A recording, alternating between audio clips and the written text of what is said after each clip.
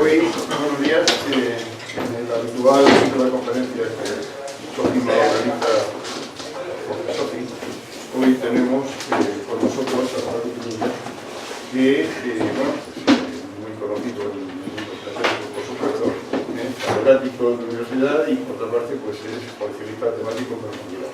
Tiene un blog muy activo sobre ello. Y yo creo que, sobre todo los que no somos temáticos, pienso que nos va a interesar muchísimo. Los temáticos también, pero quiero añadir esto de los no temáticos porque para mí, por ejemplo, pues sigue siendo un área misteriosa, en la cual siempre me provoca admiración y respeto, pero la ignorancia no me da por más. Entonces, pues yo tengo muchas esperanzas en la charla que nos va a dar el Paco, en la seguridad de que va a ser fantástica. Evidentemente la dignidad y el resultado, como él va a plantearnos, hace que lo que fue casi considerado como segunda y tercera división hace años, pues hoy ya está tomando una solidez seguramente que merecida y que seguramente también se incrementará. También Paco pues, es compañero nuestro en la Real Academia, y lo cual también quiere decir el respeto que al tema temático se le está dando en todos los ámbitos, incluso que pretende ser el más riguroso y científico de la biblioteca. Sí, muchísimas gracias por tu presentación. Tengo una nota para ti que tenemos para todos los estudiantes para que cuando mires con detalle un sello, pues te acuerdes de eso. Muchas gracias. Bueno, mi idea, más que dar una conferencia magistral y tal, es disertar amigablemente sobre la filatelia temática, que no podemos dejar de olvidar que es filatelia antes que nada, ¿no? Yo le quería dar un tema al título un tanto jocoso, ¿no? de llamar la conferencia de Cenicienta a Lobo Feroz, ¿no? Para ver un poco la evolución de la filatelia, ¿no? Comentaba antes que yo empecé a coleccionar con 16 años. Bueno, mi padre era coleccionista de servicios filatélicos, de almacenar en las casillas, y aquello a mí me parecía muy estático y me gustaba más interactuar, ¿no? Y empecé a coleccionar pues, el tema, al principio Consejo de Europa, tampoco me gustó, y empecé con el descubrimiento de América. Un tema muy común, muy manido también, se podría decir, pero que yo he intentado, ya digo, desde esa época hasta ahora, que tengo 57 años, pues dedicarle y cambiar, y cambiar, y cambiar, buscar, cambiar, y intentar ir subiendo en lo que era esa primera colección, ¿no? Esta frase no es inventada por mí, sino yo recuerdo una esfilma, una cena de palmarés que me tocó con unos señores que yo no conocía. Ellos no sabían que yo era filatelista temático y empezaron y dijeron esta frase, ¿no? Que las colecciones de filatelia temática parecen trabajitos escolares, no sé si digo trabajitos escolares o trabajos de GB en aquella época, ¿no?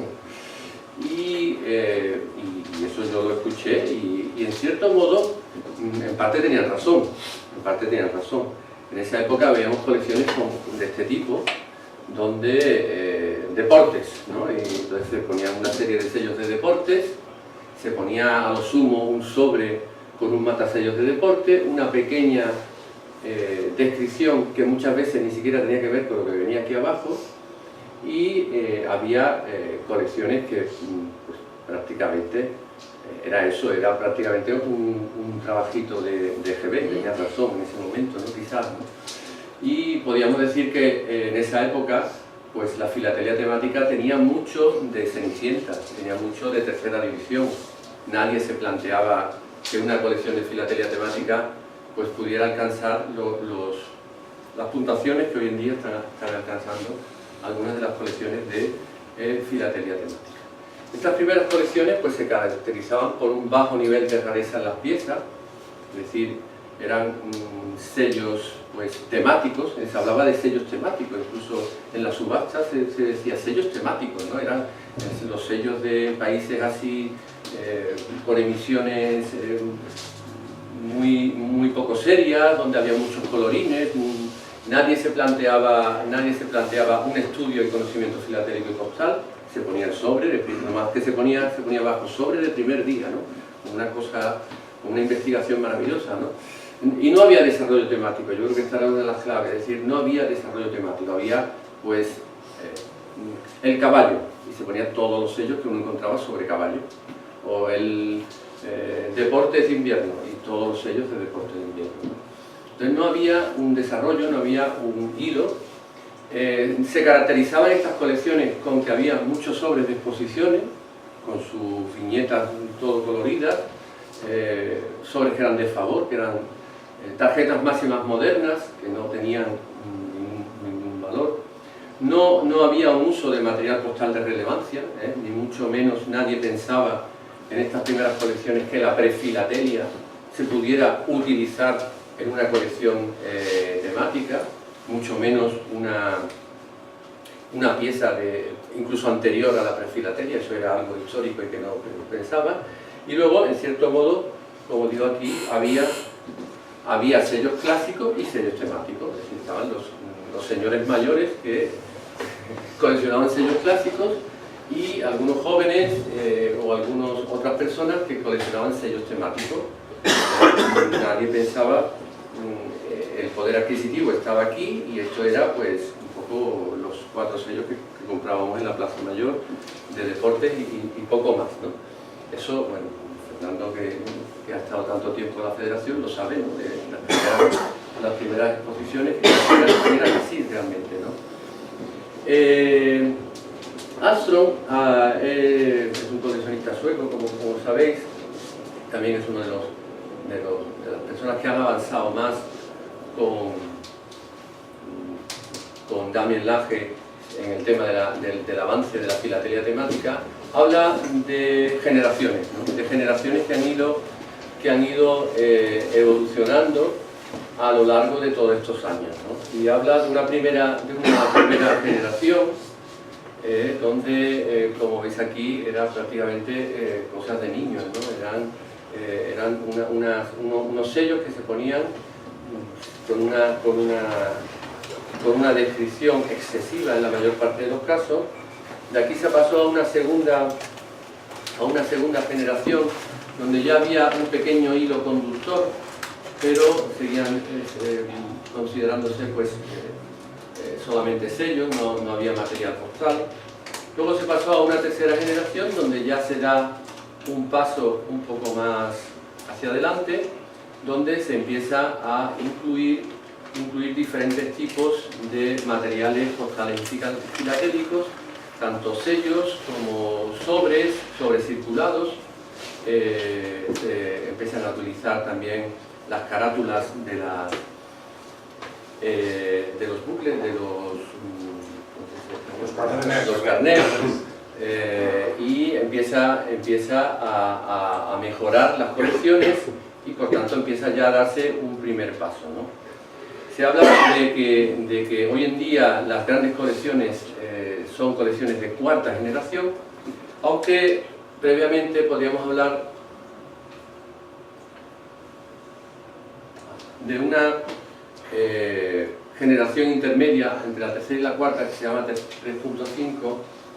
Aquí he puesto que ya empieza Cenicienta a ponerse el zapato, ya empieza a haber una gran variedad de piezas y aumenta la rareza de material, ¿no? Esta sería un poco estas colecciones, donde podríamos hablar de las colecciones de los años 90 ya, las grandes colecciones de los años 90, donde empiezan ya los primeros Oro-Fit incluso.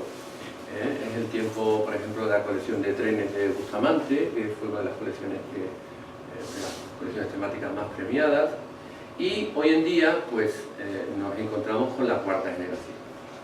Esta cuarta generación, donde ya se consolida la filatelia temática, donde se habla de un antes y después de una colección que fue la colección de Damien Lage sobre la vida de los pájaros en Australasia, y donde empiezan a utilizarse materiales que anteriormente no eran considerados apropiados para la filatelia temática, es decir, material postal de primer orden, pruebas importantes.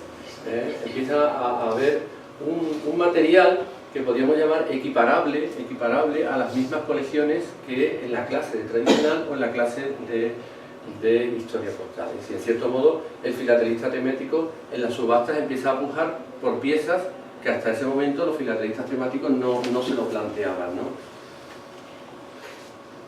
La realidad es que hoy en día pues hay muchos coleccionistas que hemos pasado el listón del oro grande FIP, y como digo yo aquí, empieza a haber el miedo incluso en las otras clases, que empiezan ya a disfrutar, todavía poco a poco, ¿no, Evaristo? Poco a poco, perdón, Stanislao, y empieza a ver poco a poco, pero ya hay, como pasó en Londres, pues en los grandes premios empiezan a ser candidatos colecciones temáticas.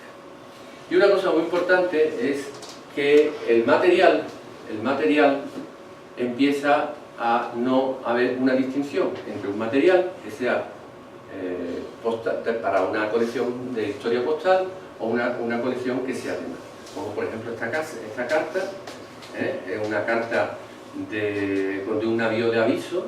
Como saben ustedes, es complicado encontrar una carta con navío de aviso y además que ponga aviso, de colecciones que han sido de grandes coleccionistas de historia postal y que hoy esta carta es de mi colección, ¿no? Está en una colección temática, y por lo tanto se rompe la frontera entre lo que es material temático. Aquí hay sillas delante, si queréis. Y se rompe la frontera entre lo que es material clásico y material temático. Aquí tenemos otro ejemplo, un registro de embarque, que fue de la colección premiada de Nuevo Mundo, antiguamente de Curie y de Silla, y bueno, que ahora la tengo yo, ¿no? Que es una colección de una colección temática, ¿no? Es decir, que rompemos un poco ese esquema de que esta pieza tiene que ser, no puede ser temática. ¿Por qué no va a ser temática? Si estamos hablando, por ejemplo, de un desarrollo en el correo colonial, esta carta perfectamente y da valor de rareza, de estado de rareza a el material temático. Por lo tanto, yo creo que esta es una de las grandes cuestiones, ¿no? De las cuestiones de por qué se ha dado ese paso a la filatelia temática. El caso, por ejemplo, de Teresa, ¿no? Que está aquí con nosotros, su colección, que tiene grandes piezas que perfectamente podrían estar en una colección de historia postal, ¿no?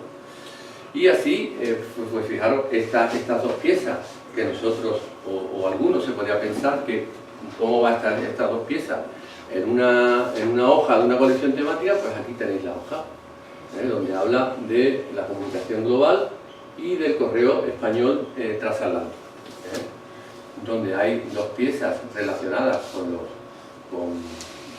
con el inicio del correo privado de Tunantasis, donde se habla de la importancia de los navíos de aviso y el papel que jugaba en el sistema de flotas, que era el que daba la llegada, ¿no?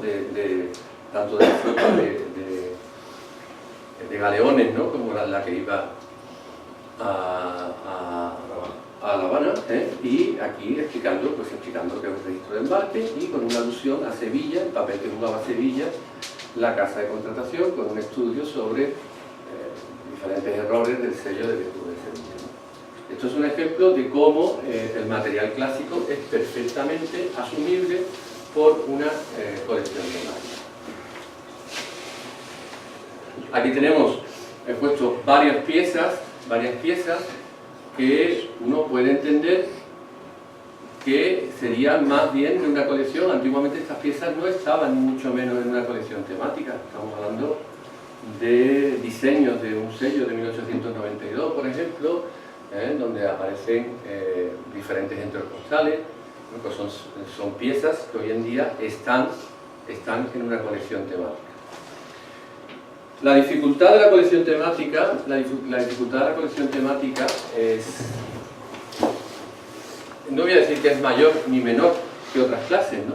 Pero sí que tiene la particularidad de ser una colección que requiere de conocimientos, sobre todo a estos niveles, de reconocimiento fundamentalmente de tres clases, que es de la filatelia tradicional, de enteropostales y de historia postal. Es decir, que las dificultades del temático se basan en que tiene que tener conocimientos de todas estas clases y además hay que pensar que mientras que el filatelista clásico puede presentar una colección de un solo país, en cualquier hoja de una colección temática nos vamos a encontrar pues, sellos de Cook, de Seascape, de Estados Unidos, de Alemania, de Filipinas, de Portugal, de España. Es decir, tenemos que intentar saber un poco de filatelia tradicional también de todos los países, ¿no? Evidentemente, para esto es muy importante los lazos de amistad entre todos nosotros, ¿no? Yo, en mi colección, pues empecé carteándome con Paco Quilaver en Granada, con Mario Bueno, después con José Antonio Hernán Ceja, y cuando tengo una pieza de Chasqui, pues llamo a un genio y le pregunto, oye, ¿esto cómo va? Es decir, no podemos saber de todo, pero sí intentamos cubrir todos ese ámbito geográfico que además también es un ámbito temporal. Fijaros aquí, en esta hoja, donde hay un ámbito temporal muy diverso. Estamos hablando de que aquí hay una carta de 1818 y aquí hay un simple y humilde franqueo mecánico del año 2016, pero podemos incluso ampliarlo. Aquí hay 450 años de diferencia entre esta carta de Carlos V, una carta de Carlos V del año 1547, con un simple matasello, también humilde, de 1995. Y no tenemos por qué rajarnos las vestiduras, porque el material moderno, cuando es necesario, pues se utiliza. Y no, ¿por qué no vamos a poder poner este franqueo mecánico tan simple si estamos hablando del descubrimiento del río Amazonas? Y cuando alguien pregunta hoy en día a cualquier chaval de Amazon, es lo que le suena, ¿no? Entonces, bueno, pues al lado de esta pieza tan vulgar, podríamos decir, bueno, pues hay aquí una prueba en negro interesante firmada por el grabador, o hay una prefilatelia, o aquí hay otra prueba, ¿no? Es decir, que la riqueza de la filatelia temática está en una amplia cobertura geográfica y también en una amplia cobertura cronológica, ¿no? Es decir, que podemos abarcar, como digo aquí, piezas tan diferentes unas de otras, ¿no? La realidad es que, aunque se puede mejorar, evidentemente, la filatelia temática hoy en día, hombre, que sea muy exagerado decir que es un lobo feroz, pero sí que se han dado pasos importantes, ¿no? Yo he sacado, por ejemplo, el palmarés de Nueva York 2016, donde, bueno, pues en clase maestra había un 22% de colecciones temáticas y candidatos a grandes premios pues hubo un 8%, uno solo, vamos, no solo sobre 12, pero bueno, ya hubo un candidato a gran premio, que eso hace 10 años era impensable, ¿no? Era totalmente impensable, ¿no?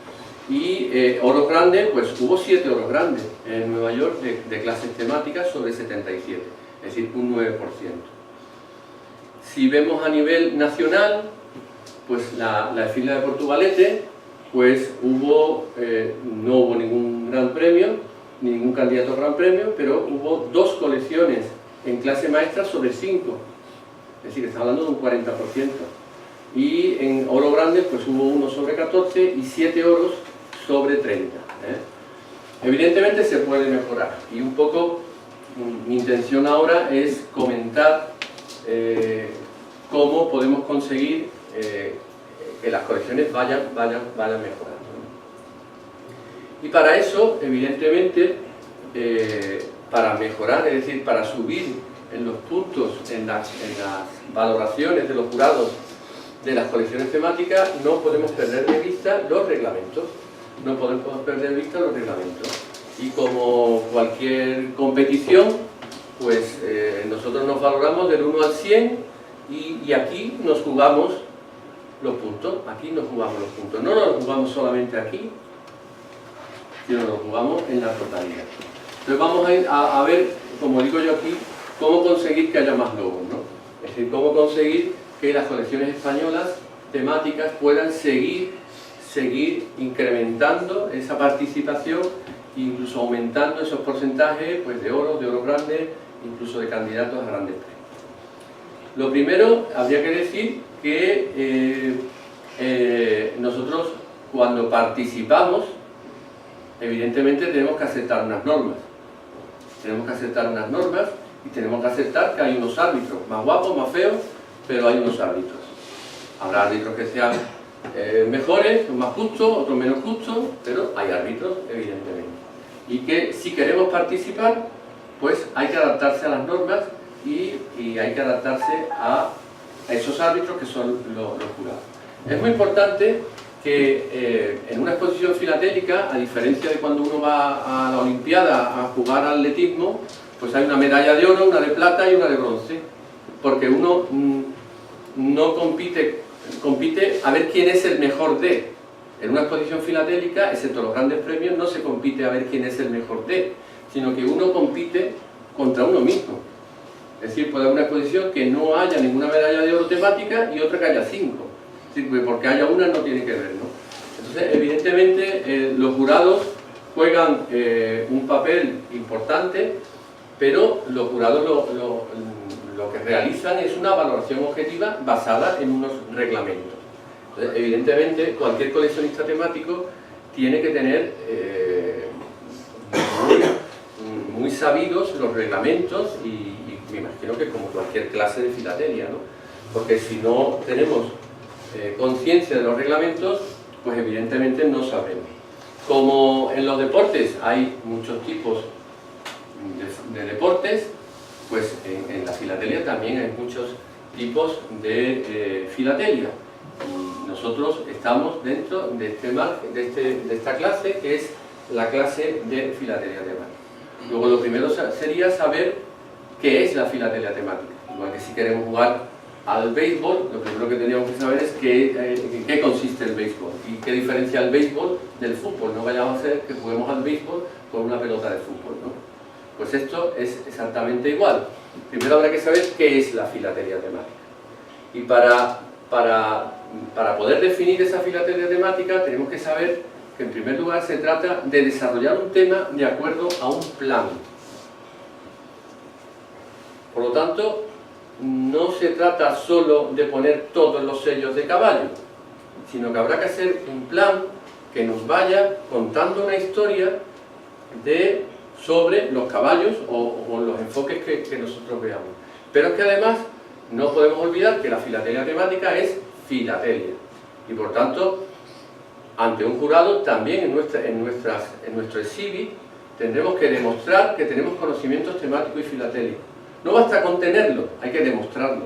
Hay que escribir, hay que describir una carta, por ejemplo, y no basta que tú lo sepas, sino que tú demuestres al jurado que tú lo sabes, ¿no?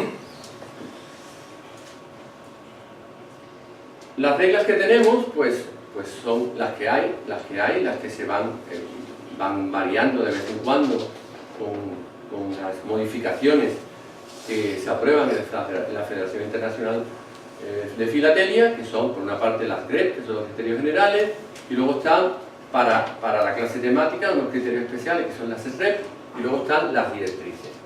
Cualquier coleccionista temático no puede empezar una colección sin leerse esto, es fundamental. Es igual que si alguien quiere jugar al rugby tendrá que enterarse del reglamento del rugby, es que es normal, ¿no? Porque después te encuentras con algunos coleccionistas que dicen algunas cosas y tú dices, bueno, pero te has leído las directrices, te has leído los criterios y es como, pues, de otra manera, ¿no? Evidentemente nadie empieza una colección y la lleva a una exposición FIT, porque nadie que quiere jugar al fútbol empieza jugando en la Champions con el Real Madrid.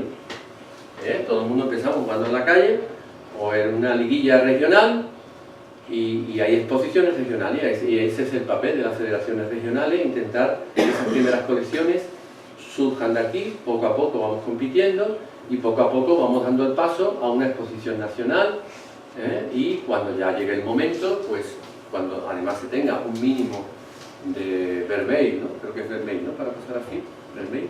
Sí, sí. Vermeil. Pues se podrá acceder a una exposición fin, ¿no? Paso a paso, paciencia. Yo creo que los filatélicos, uno de nuestros valores es la paciencia y cambiar mucho, ¿eh? Estoy hablando de que la gente tarda años en pasar en unos niveles y que lo importante además es que uno disfrute. Da igual la medalla que uno obtenga, lo importante es que uno disfrute en el camino, ¿no? Como la vida, ¿no? Lo importante es disfrutar en el camino, ¿no?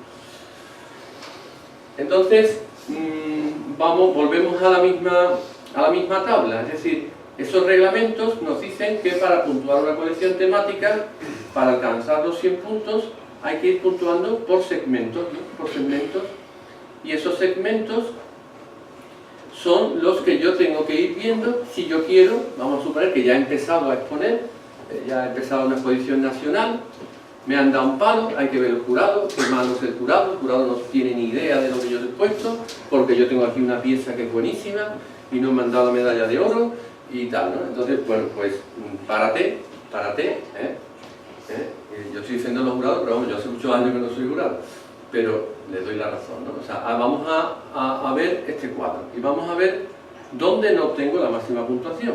Y es muy importante en cada exposición no solamente quedarse con los puntos que uno ha tenido, sino intentar en lo posible quedarse con la hoja de valoración e incluso con hacer posible hablar con el jurado y que el jurado te diga en la exposición lo que crees que tú puedes mejorar, ¿no? ¿Qué es lo más fácil?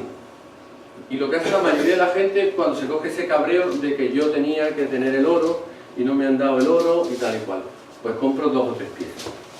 Compro 2 o 3 piezas, me gasto 1000 euros en 2 o 3 piezas estupendas y lo que no sabemos es que 2 o 3 piezas sobre aproximadamente 500 piezas que tiene una colección es un 1% de cambio. Entonces hay gente que piensa que comprando 2 o 3 piezas pues ya a la siguiente fila por fin va a conseguir el oro. Y eso es un 1%. Entonces es difícil además que con esas 2 o 3 piezas el jurado incluso se dé cuenta de que tu colección ha cambiado, ¿no? Afortunadamente hoy en día hay criterios como que se mande la colección en PDF, que el jurado se la pueda evaluar previamente y tal, pero antiguamente que nadie se daba cuenta si tú cambiabas 2 o 3 piezas. Lo que realmente es difícil y lo que realmente es útil es hacerse una autocrítica general. Hacerse una autocrítica general que lleve consigo no solamente el tema de las piezas, sino un propio cambio en el plan. Un cambio en el plan. Un mejor desarrollo de la colección, un estudio de las piezas, que demuestren los conocimientos de historia postal que nosotros tenemos. Pero claro, esto implica montar la colección otra vez. Montar la colección otra vez. Pero, como digo, si a ti te divierte, no es un trabajo, es un hobby, es nuestro hobby y vamos mejorando. Yo me llevé 10 años sin exponer, cambiando la colección y tal, y me llevé 10 años. Después tuve que volver a empezar con 5 paneles porque ya no cumplía con el criterio y volví a empezar. Pero quiero decir que eso es parte de lo divertido. Y es muy importante el tema de la elección del tema. Podemos elegir el tema que nos dé la gana, pero evidentemente hay que ser consciente de las dificultades que uno va a tener. Si uno colecciona informática, vamos a hacer un tema de informática, le va a costar encontrar una pieza antigua o un sello antiguo que hable de informática. Se le puede dar muchas vueltas, ¿no? Ahí se pueden dar muchas vueltas, empezar con el ábaco, empezar con tal y cual, pero es complicado. Y luego, por otra parte, el mismo tema puede tener varios enfoques. Vemos el caso que hemos hablado antes de Damien Lage, ¿no? Damien Lage es un tema de pájaros. Evidentemente se puede empezar con un tema que sea pájaros del mundo. Tengo todos los sellos de pájaros del mundo y es un tema, pero evidentemente es un tema poco original. Si yo lo centro y digo aves de Oceanía, ya el tema empieza a ser más específico y el tema ya empieza a ser más atractivo. Pero si ya, además de ser específico, lo hago mucho más original y digo fascinado por las plumas, cómo los pájaros inspiran a las personas. Y empieza a hablar de las plumas que se ponen en los gorros, hablar de todo lo que da consigo, es decir, que planteó casi una tesis, es decir, una tesis que empieza y termina, ¿no? Pero claro, todo esto, pasar de aquí a aquí, lleva consigo un cambio global de la colección. Un título diferente y, por supuesto, un plan diferente, ¿no? El título es muy importante, ¿eh? El título es muy importante y tampoco tiene por qué ser lo primero que decidamos. El título de una colección no tiene por qué ser lo primero que decidamos. ¿Por qué? Porque uno va acumulando piezas, se le van ocurriendo ideas, va cambiando y es probable que luego al final sea más interesante otro título que el que inicialmente habíamos previsto. Pero sí es verdad que ese título va a acotar espacial y cronológicamente e incluso geográficamente lo que va a hacer nuestra colección. Porque el título tiene que responder a lo que nosotros vamos a hacer. Igual que una tesis doctoral, el título tiene que responder a lo que realmente lleva dentro. Si yo digo, voy a hacer el fútbol en Europa o en América, pero resulta que empiezo a coleccionar y la mayor parte de las cosas que yo tengo son del fútbol en Argentina. Entonces no me vale que me pongas tú 3 paneles de fútbol en Argentina y el último panel con uno de Perú, otro de tal y otro de cual. Tiene que estar balanceado, tiene que estar de una forma lo más equilibrada posible, ¿no? Es verdad que hay títulos que son originales, hay títulos originales en el sentido que uno no sabe ni siquiera de lo que va a hablar, y en esos casos sí que conviene subtitular la colección con un título que un poco centre y se entere uno de qué va la historia. Yo, por ejemplo, cuando cambié la colección en este periodo de 10 años, mi colección antigua se llamaba Crónicas del Descubrimiento, todo el mundo sabía de qué iba, y a los 10 años después le puse La conquista del horizonte. La idea filosófica de que en un descubrimiento geográfico uno siempre va viendo el horizonte, y nunca conquista el horizonte, ¿no? Pero le puse un subtítulo global que era Los viajes de Colón desde un punto de vista global. Entonces los subtítulos pueden estar bien cuando sobre todo los títulos son demasiado imaginativos y no acotan, ¿no? Esos son consejos, estos no son ni mucho menos verdades absolutas. Pero, repito, lo más difícil de todo es el plan. Sin duda el plan para un coleccionista temático y para un jurado temático es el momento más importante, es decir, es donde se decide el desarrollo de la colección. Porque ese plan, que no es un mero índice, sino que es un desarrollo de la idea que yo quiero contar, es importantísimo, ¿no? Entonces, es importante que si hemos decidido cambiar la colección, que hagamos nuestro tema más original. Entonces hay que pensárselo mucho para hacer de ese plan, de esa colección, una historia que empieza y termina, que una hoja lleva a la otra. Si nosotros tenemos la colección planteada y resulta que la página 34 la puedo poner delante o detrás de la 35, hay algo malo. Algo malo porque nosotros en una novela, si arrancamos una página y la cambiamos de página, no seguimos el guión, ¿no? Entonces es muy importante que la historia empiece y termine y que una hoja lleva a otra sucesivamente. Luego los capítulos deben ser equilibrados, incluso utilizar la posibilidad de subcapítulos. Como decía antes, no podemos hacer un capítulo del fútbol en Argentina que tenga una extensión enorme y después poner el fútbol en otros países de América, porque no hay un equilibrio, ¿no? Entonces es importante el equilibrio en esos capítulos, utilizando una numeración de 1 o de 2 dígitos, ¿no? 1, 1, 1, 2, ya más parece un poco excesivo. Y luego importante, que esto es una cosa un poco de cuando empezamos las colecciones temáticas, como vamos acumulando, vamos montando piezas y después hay unas cuantas piezas que nos quedan ahí y no sabemos qué hacer. Entonces ponemos miscelánea, ¿no? O una especie de cajón desastre donde ahí ponemos otro tipo de cosas, ¿no? Evitar ese cajón desastre que no lleva a ninguna parte, ¿no? La primera hoja, por tanto, es decisiva. Entonces veréis que siempre el jurado se va a llevar más tiempo en esta primera hoja que casi en el resto de la colección, ¿no? Porque en esta primera hoja es donde se va donde uno va a exponer un poco su idea de la colección, su desarrollo, y es muy importante que en esta primera hoja aparezca el título de la colección con un pequeño subtítulo y el guión correspondiente con el número de páginas que tiene cada un capítulo. Como veis aquí, son 10 capítulos, más o menos el número de apartados. Aquí hay 3, aquí hay alguno más, pero dentro de lo que cabe está balanceado. Y luego hay una explicación de la colección. Aquí tenemos el título. Esta colección es de Putranto. Putranto, ¿se llama Putranto? Sí.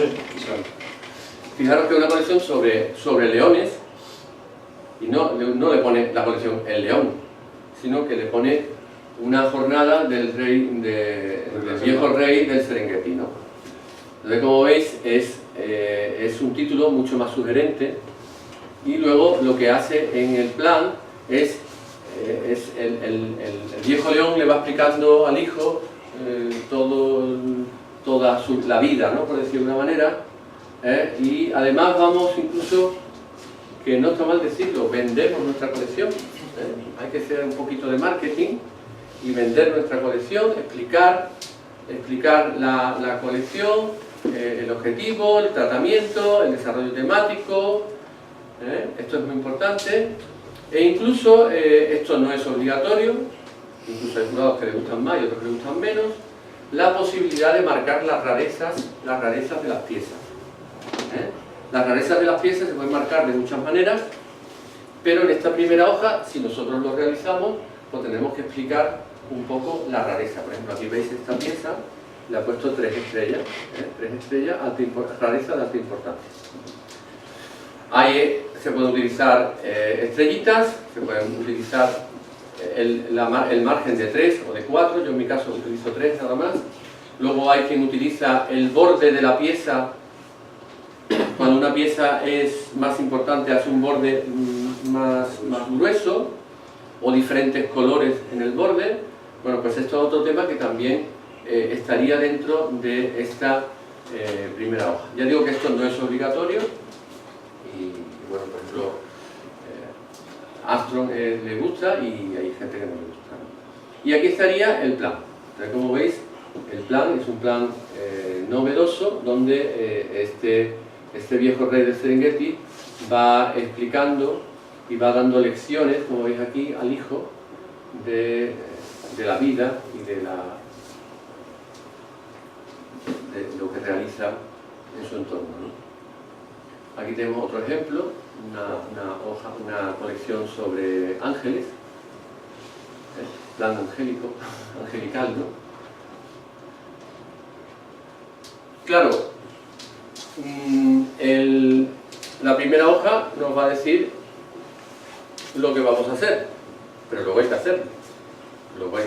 Es decir, luego hay que desarrollar ese plan. Entonces, igual que es importante el plan, es importante el desarrollo del plan, el cumplir con lo que nosotros hemos dicho. Entonces, para eso vamos a ir montando las piezas que van a ir contando la historia. Antiguamente, hace muchos años, se decía los sellos arriba, los sobres abajo, ¿os acordáis? En colecciones temáticas se decía los sobres arriba, como la primera hoja. Eso no es así, porque nosotros vamos a contar una historia. Y si vamos a contar una historia basada en unas piezas postales, unas piezas filatélicas, pues a medida que vamos contando, pues vendrá un sello, o vendrá un sobre, o lo que toque. Pero no hay una secuencia, ¿no? Aquí vemos, por ejemplo, en esa página de la colección de Los Ángeles, cómo se produce ese desarrollo. Ese desarrollo donde hay, en este caso hay unos textos temáticos y también hay unos textos filatélicos, ¿no? Por lo tanto, fijaros que esto que hemos dicho es lo que nos va a servir para una valoración que es ni más ni menos de 35 puntos. Es decir, que los primeros 35 puntos Nos lo vamos a jugar en el título, en el plan y en el desarrollo. Con 5 puntos añadidos, que eso fue una modificación en los últimos años, sobre innovación. Innovación que puede ser innovación de la utilización de una pieza determinada, que hasta entonces no se utilizaba en colecciones temáticas, o la innovación en una forma de enfocar el tema, algo que sorprenda, ¿no? En cierto modo. Luego, ahora podríamos ir, vamos a luchar por estos 35 puntos, vamos a luchar también por 5 puntos. Son 5 puntitos nada más de la presentación. Antes costaba darlo, yo creo que ahora ya los jurados, sobre todo, dan ya con más facilidad los 5 puntos. Y tienen que, hoy en día, pues los 5 puntos implican una presentación limpia, esmerada. Ya no estamos en los tiempos de las margaritas, de las máquinas de escribir electrónicas, ¿os acordáis? Que hacíamos los cambios de letra. Estamos en los tiempos de los ordenadores, donde podemos utilizar colores, podemos utilizar tipos de letras, podemos utilizar cuadros, podemos utilizar sombras, es decir, tenemos unos elementos, unas herramientas que nos permiten con cierta facilidad pues obtener esos 5 puntos. Que no es solamente la escritura en sí, sino también es la forma de presentar las piezas, ¿no? Evitar en lo posible unas páginas muy llenas o unas páginas muy vacías. Esto es importante desde el punto de vista de la presentación. ¿Qué nos quedaría por también evaluar? Pues los 30 puntos que tenemos en el apartado de conocimientos, estudio personal e investigación. Esto quiere decir que se valora no solamente la colección, sino el coleccionista. Se valora el coleccionista y se valora los conocimientos que tiene ese coleccionista. Pero siempre que esos conocimientos los plasme en la hoja. Si sabes mucho, pero en la hoja no pones nada, pues evidentemente no te va. Es como un alumno que te dice que sabe mucho, pero después cuando rellena el examen, pues rellena lo que rellena. Eso es lo que le tienes que evaluar, ¿no? Y fijaros que además se evalúa tanto desde el punto de vista temático como desde el punto de vista filatélico. Si este señor ha hecho una colección sobre leones, es porque además de ser filatélico sabe de leones y se ha leído no sé cuántos libros de leones y del Serengeti y de la selva y de todo eso, ¿no? Porque sabe mucho del tema. Y si hace la colección del descubrimiento, pues te sabes de memoria los 4 viajes de Colón y te sabe la tripulación y te sabe todo. Porque de esa forma puedes además buscar, si tú conoces el tema, puedes buscar la forma de determinada pieza e introducirla, ¿no? Y luego, por supuesto, los conocimientos filatélicos, entendiendo por conocimientos filatélicos los conocimientos de filatelia tradicional, de entrados postales y de historia postal. Esto hay que demostrarlo. Entonces, esta misma hoja que veíamos aquí, pues aparece, por ejemplo, un balón montés. Esta es una colección sobre la colección de Los Ángeles. Bueno, pues aparece un balón montés. Entonces veis que viene acompañado de un texto filatélico donde especifica los datos de ese balón montés que se llamaba el celestial, ¿no? Entonces él lo utiliza en Los Ángeles por lo del celestial, ¿no? Hay un balón montés que es el Colón, Christophe Colomb, que lo tengo yo, pues también es otro ejemplo, ¿no? Pero tienes que dar datos, tienes que decir una cierta información que demuestre que tú te has ido y te has buscado una bibliografía. No vas a ser un experto en balón montés, no vas a ser un experto en balón montés, ni vas a llegar al nivel de un coleccionista de balón montés, pero mínimo tienes que dar un texto filatélico. Y luego un texto temático, y entonces aquí utilizas unos versículos, ¿no?, de la Biblia, donde habla de la luz, de la perfección, de lo celestial y tal. Esto hay que intentar, sobre todo en piezas que tienen una cierta rareza, pues intentar exprimirla lo más que se pueda, ¿no? Aquí tenemos la colección de Astro, del Astro, donde aparece esta pieza y donde, perdón, ¿esto qué es? Ahí viene para atrás.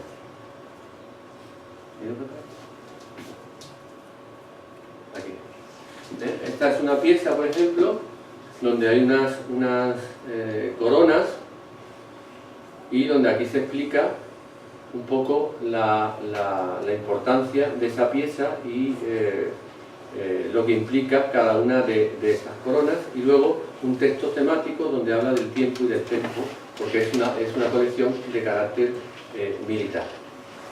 Aquí, por ejemplo, esta es de mi colección de la segunda, donde hay una pieza interesante que es esta, y donde hay un texto filatélico que habla de una carta de 1775 de Orán a Palafrugell, vía Ceuta, San Roque, Madrid, Barcelona, recordando, porque estamos hablando de la política extranjera de España en las cruzadas del norte de África, ¿no? Entonces busqué esta carta, que es una carta de las poquitas que hay de la Argelia española, y bueno, pues aquí explico la marca África y el encaminamiento de la carta hasta llegar a Barcelona con la marca del B29 de 29 dineros catalanes, ¿no? Y aquí hay un texto temático donde explico el por qué está esta carta, que es de la conquista de Orán, de Argelia, por la monarquía española, que tiene lugar en mayo de 1509, cuando un ejército en nombre del cardenal Cisneros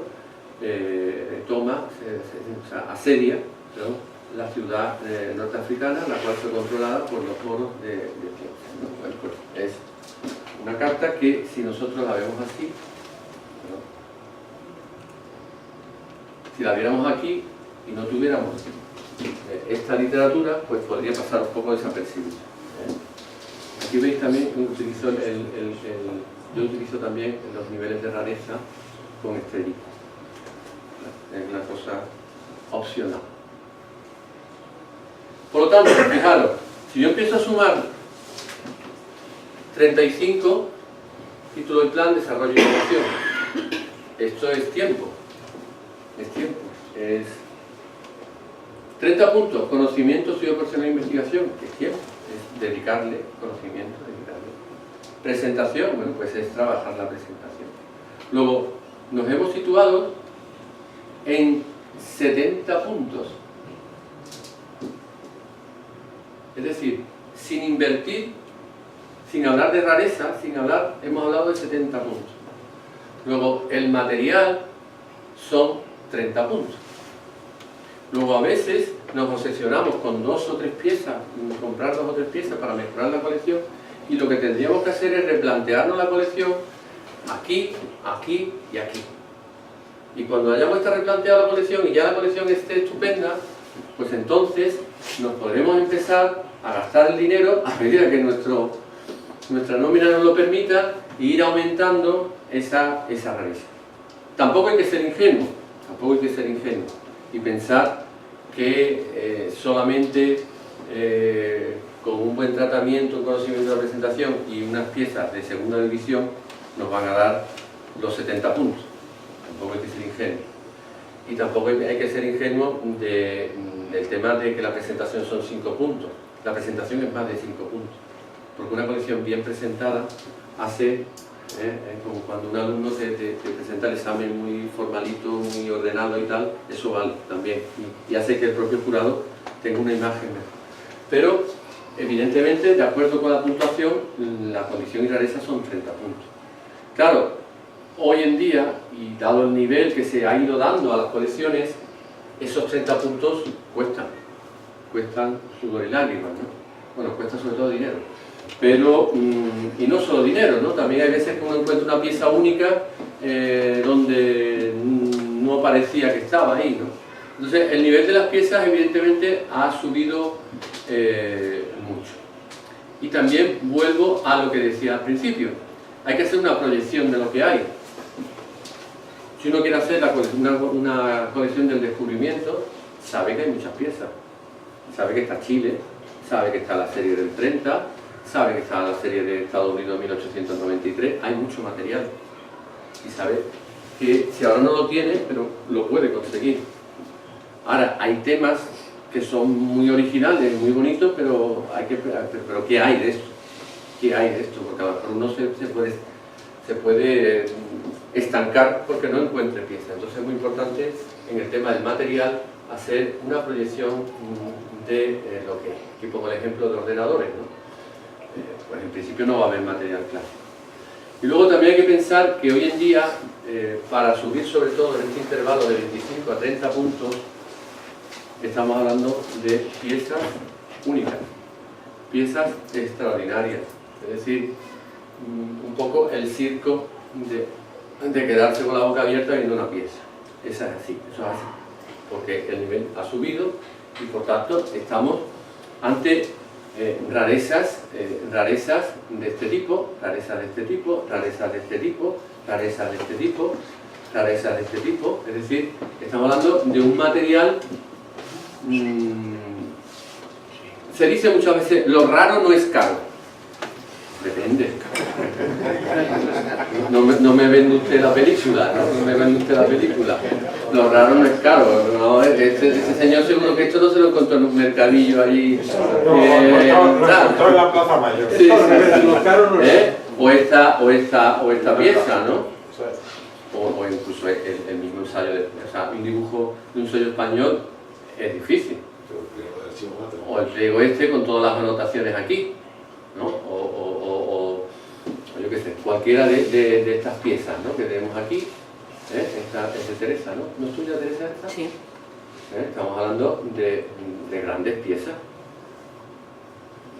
Y aquí pues hay que rascarse un poco el bolsillo, evidentemente.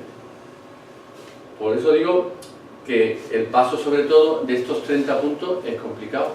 Es complicado, pero bueno, yo creo que tampoco hay que el primer día de una colección, y sobre todo la gente que empiece, pensar en tener, pues yo qué sé, esta carta, por ejemplo, ¿no? Esto es una rareza tremenda, ¿no? Del sello este de Enrique el Navegante. Entonces, bueno, pues, aquí tenemos, por ejemplo, yo os pongo, por ejemplo, este caso, ¿no? Yo empecé a coleccionar mi colección de descubrimiento y José Antonio Hernández me decía, hombre, cómprate $5. Decía, que tengo 20 años, que un sueldo, me cuesta un sueldo mío es el sello de $5, ¿no?